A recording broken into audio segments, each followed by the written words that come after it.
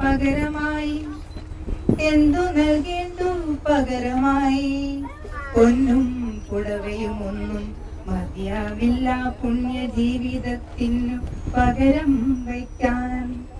ഹൃദയ ചഷകങ്ങളിൽ നീതിപ്പൂ നന്ദി തൻ രണ്ടിച്ചു ഹർഷബാഷ്പം പിറന്നാളിൻ മംഗളവേളയിലേകുന്നു ഒരു കുടന്ന ആശംസാ പുഷ്പങ്ങളും.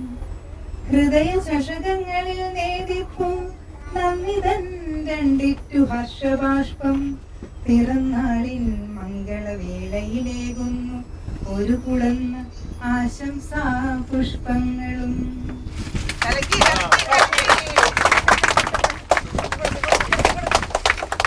എല്ലാവർക്കും വേണ്ടിട്ടാ, എല്ലാവർക്കും വേണ്ടിട്ട്. ഇത് വേണമെങ്കിൽ ഒരു ഫോട്ടോ എടുത്തോട്ടെ ചേട്ടാ. കൈ പോകുന്നില്ല, നിനക്ക് മുന്നോട്ട് പോകാം.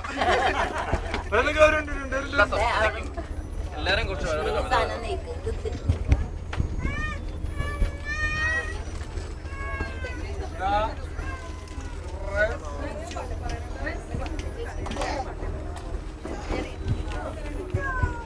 അടുത്തതായി വല്യമ്മയെ കുറിച്ചുള്ള കുറച്ച് തോട്ട്സ് പങ്കിടാനായി ഞാൻ വല്യമ്മയുടെ മൂത്ത സിസ്റ്ററായ അനിയത്തി ജോളി മാമയെ ഇൻവൈറ്റ് ചെയ്യുന്നു.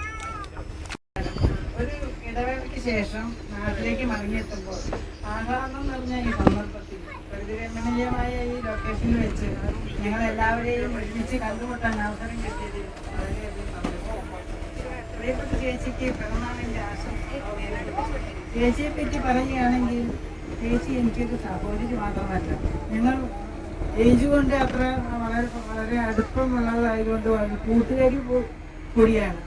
എൻ്റെ ജീവിതത്തിലെ എല്ലാ ഘട്ടങ്ങളിലും, എല്ലാ വിഷമഘട്ടങ്ങളിലും സന്തോഷഘട്ടങ്ങളിലും ചേച്ചി എന്നോടൊപ്പം നിന്നിട്ടുണ്ട്. ഞങ്ങൾ 2.5 വയസ്സിൻ്റെ വ്യത്യാസം മാത്രമേ ഉള്ളൂ. ഗർഭകാലത്ത് പഠനത്തിനും മറ്റും അമ്മയേക്കാൾ കൂടുതൽ സഹായിച്ചിരുന്നത് ചേച്ചിയാണ്. അമ്മ അധികം പഠിപ്പില്ലാത്ത ആളൊക്കെയാണല്ലോ ചേച്ചിയായിരുന്നു. പിന്നീട് എൻ്റെ വിവാഹശേഷവും പുതിയ തലമുറ അറിവിലേക്കായിട്ട് ഞാൻ പറയുകയാണ്. ചേച്ചിയും മറ്റു വീട്ടിലുള്ളതിനാലാണ് ആൻസിയെ 1ാം ക്ലാസ്സിൽ പുത്തമ്പടിയിലെ സ്കൂളിൽ നിർത്തി പഠിപ്പിക്കാൻ എനിക്ക് കോൺഫിഡൻസ് ഉണ്ടായിരുന്നത്. കുമാരേട്ടന് ട്രാൻസ്ഫറായി പെട്ടെന്ന് കോഴിക്കോട്ടേക്ക് പോകേണ്ടി വന്ന സന്ദർഭത്തിലായിരുന്നു അത്. എൻ്റെ മക്കളുടെ പ്രസവം, കല്യാണം, പ്രസവം എന്നീ സന്ദർഭങ്ങളിൽ ചേച്ചിയുടെ സേവനം എനിക്ക് കിട്ടിയിരുന്നു. കുമാരേട്ടൻ്റെ അസുഖ സമയത്തും മരണത്തോടും വൈദ്യത്തിൻ്റെ